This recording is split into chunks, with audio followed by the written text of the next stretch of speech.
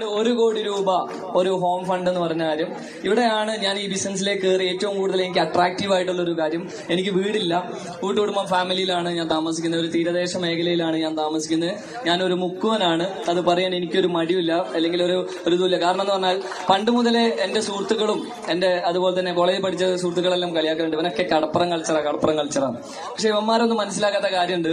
ഇവനൊക്കെ വീട്ടിൽ പ്രളയം വന്ന് വെള്ളം പൊങ്ങിക്കുന്ന സമയത്ത് ഇതേ കൾച്ചർ ഇല്ലാത്ത കടപ്പുറക്കാർ തന്നെയായിരുന്നു ഇവനൊക്കെ രക്ഷപ്പെടുത്താനുണ്ട്. സോ അത് അഭിമാനത്തോടെ പ്രൗഡോടെ ഞാൻ പറയും ഐ എം എ മുക്കുവൻ.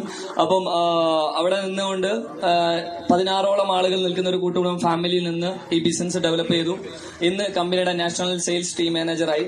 അപ്പം ഇന്ന് പുതുതായിട്ട് ഈ ബിസിനസ് കയറി നിൽക്കുന്ന ആളുകളോട്, നിങ്ങൾ ഇന്ന് ഈ ബിസിനസ് കയറി നിന്നിട്ട് നാളെ കോടീശ്വരനാകുന്നൊന്നും ഞാൻ പറയുന്നില്ല.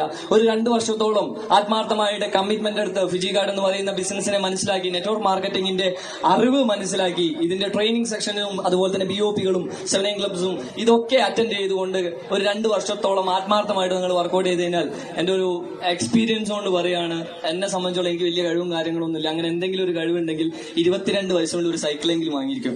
പക്ഷേ ഫിജി കാർഡ് എന്ന് പറയുന്ന കൺസെപ്റ്റ് ഏറ്റെടുത്തുകൊണ്ട് 24 വയസ്സുകാരന്റെ അക്കൗണ്ടിലേക്ക് കയറിയത് ഏകദേശം ₹3.5 കോടി. അതിനുപരി ഏകദേശം ഒരു 24 ലക്ഷം രൂപയുടെ ഒരു ഹാരിയർ ഒരു ഹെക്ടർ വണ്ടിയുണ്ട്.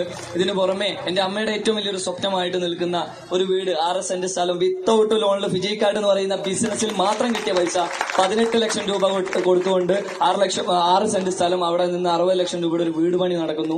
ഇൻഷാ അല്ലാഹ് നമുക്ക് നോക്കാം. ആഗസ്റ്റ് മാസം വീട്ടുകൊള്ളുന്നുണ്ട്, എല്ലാവരും ക്ഷണിക്കുന്നുണ്ട് ആ സമയത്ത്. എനിവേ ഫിജി കാർഡ് എന്ന് പറയുന്ന കൺസെപ്റ്റ് ആത്മാർത്ഥമായിട്ട് വർക്ക്ഔട്ട് ചെയ്യുക. കയറി നിൽക്കുന്ന ആളുകളോടും അല്ലെങ്കിൽ ഇനി കയറാൻ പോകുന്ന ആളുകളോടും ഈ ബിസിനസ് മനസ്സിലാക്കി പെട്ടെന്ന് തന്നെ കയറി നിൽക്കുക. സമയം ഏറ്റവും ഇമ്പോർട്ടന്റ് ആയിട്ടുള്ള